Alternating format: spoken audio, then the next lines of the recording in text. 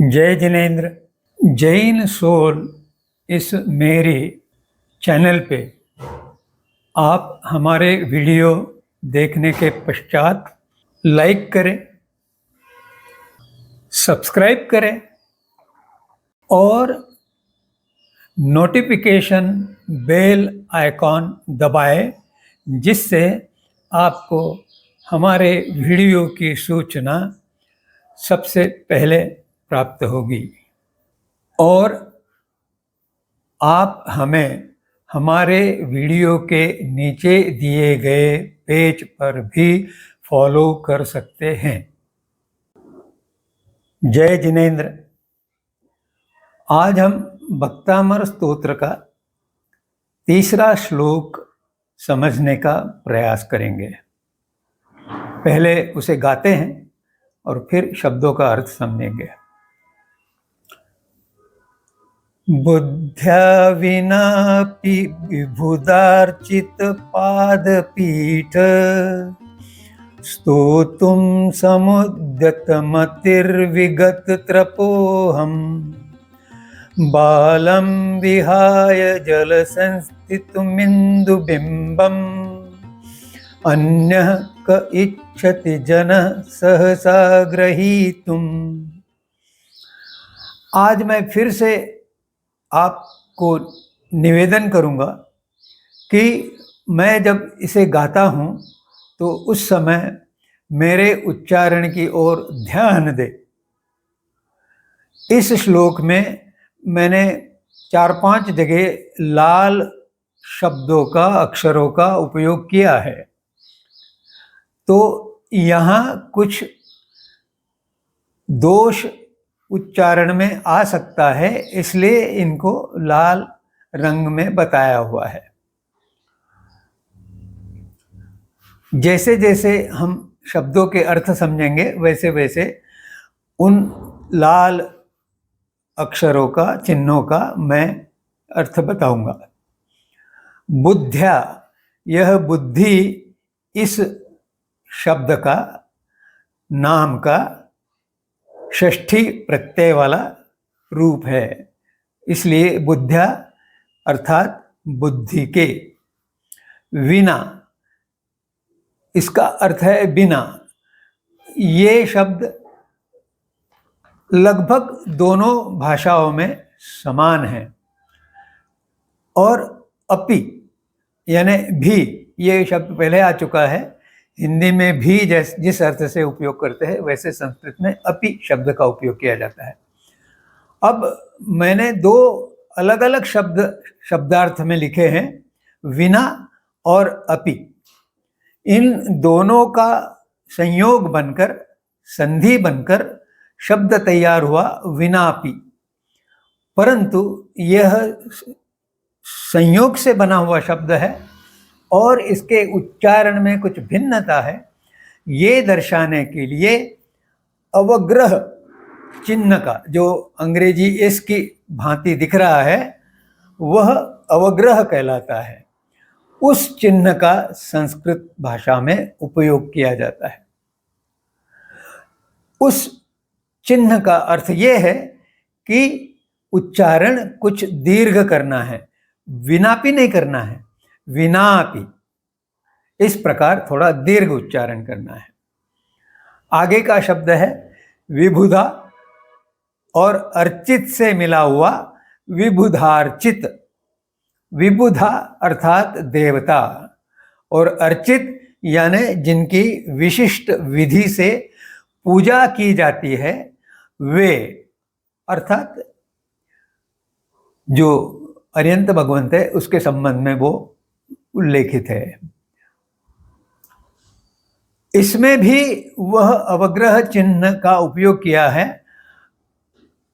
और विबुधा और अर्चित, ये 2 शब्दों के संयोग से वह बना है, इसलिए वहां भी उच्चारण थोड़ा दीर्घ है। विबुधार्चित।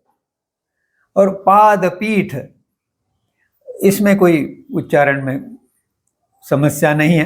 पादपीठ, पाद अर्थात चरण और पीठ अर्थात आसन। राजा महाराजाओं के सिंहासन के आगे एक और चौकी लगाई जाती है, आसन लगाया जाता है, जिसे पाद पीठ कहा जाता है। उस पर राजा या अर्यंत भगवंत हमारे इस श्लोक के संदर्भ में अपने पैर रखते हैं। आगे का शब्द है स्तोतुम, अर्थात स्तुति करने हेतु या स्तुति करने के लिए। उसके पश्चात का शब्द है समुद्यत मतिहि। समुद्यत अर्थात उद्यत या तत्पर, मन से, बुद्धि से, स्वयं की इच्छा से तत्पर, किसी और ने नहीं कहा हुआ है। इसके आगे का शब्द विगत त्रप। विगत यानी छोड़ देना, छुटा हुआ, और त्रप यानी लज्जा, शर्म। तो विगत त्रप यानी लज्जा रहित, लज्जा छोड़कर, लज्जा त्याग कर। अहम अर्थात मैं। बालम अर्थात बालक।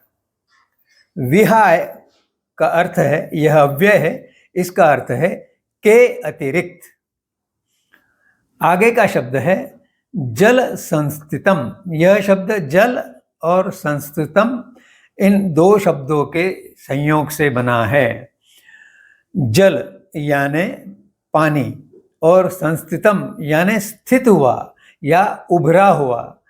पानी में उभरा हुआ तो वह प्रतिबिंब होता है, इसलिए उसको संस्थितम कहा गया है। किसका बिंब उभरा है वो बताया आगे। इंदु बिंबम, इंदु यानी चंद्र, और उसका बिंब, उसकी प्रतिमा उस पानी में झलक रही है। उसके आगे का शब्द है अन्य। अन्य यानी अन्य, दूसरा। अब श्लोक में तीसरे पद में बिंबम इस प्रकार का शब्द दिया गया है, जिसमें म हलंत बताया गया है, और चौथे पद में पहला शब्द अन्य बताया गया है, जिसमें अ लाल रंग से बताया गया है। अब बिंबम और अन्य की संधि होने से, संयोग होने से बिंबमन्य इस तरह से उच्चारण होता है। और पुस्तकों में, पुस्तिकाओं में इस म को नहीं बताया गया है, और उसे अ के साथ जोड़कर चौथे पद में पहला शब्द मन्य इस तरह से उच्चारण किया गया है। अब मन्य शब्द का दूसरा अर्थ होने से यहाँ अर्थों में गलती होती है, इस कारण इस प्रकार का उच्चारण गलत है। अब आगे का शब्द है कह यानी कौन। इच्छति यानी इच्छा करेगा। कौन इच्छा करेगा, प्रश्न पूछ रहे हैं। बताया है कि जन यानी मनुष्य, समाज, सहसा यानी अचानक, मन में आया और पकड़ने की, लेने की इच्छा करना। ग्रहीतुम, यहाँ ग्रहीतुम का अर्थ है पकड़ने के हेतु, पकड़ने के लिए। तो ऐसे पकड़ने की इच्छा अचानक कौन कर सकता है समाज में? चंद्र का जो बिंब पानी में गिरा हुआ है, उसे पकड़ने की तीव्र इच्छा किसके मन में उत्पन्न होगी? तो उसका अर्थ बताया है पहले, बालम, बालक। और इस बालक के अतिरिक्त समाज में कोई और अन्य ऐसी इच्छा नहीं कर सकता। तो एक प्रकार से आचार्य मानतुंग अपनी मनस्थिति बता रहे कि मैं यहाँ बालक की तरह हट कर रहा हूं कि मैं इस बिंब को पकड़ूंगा, क्योंकि मैं कह रहा हूं कि मैं आपकी स्तुति करूंगा, यह मेरी जिद है। इन अर्थों को समझने के पश्चात हम अब जो वाच्यार्थ दिया गया है उसे पढ़ते हैं और कुछ आगे समझने का प्रयास करते हैं। देवों के द्वारा जिनका सिंहासन या जो स्वयं ही पूजित है, अर्चित है, सिंहासन पे बैठे हुए अरिहंत भगवान, तो सिंहासन की पूजा करना या अरिहंत भगवान की पूजा करना एक ही अर्थ में है। ऐसे जो पूजित है, अर्चित है, उन अरिहंत देव को आवाहन कर रहे हैं आचार्य कि मैं बालक हूं, मुझे इस प्रकार का हठ करने के लिए क्षमा कर दे। मैं बुद्धि रहित और निर्लज्ज होकर, मेरे मन में कोई शंका नहीं है, कोई शर्म नहीं है, क्योंकि मुझे स्तुति करने की उत्कट भावना मेरे मन में उत्पन्न हुई है। तो मैं इस स्थिति में आपकी स्तुति करने के लिए तत्पर हुआ हूं।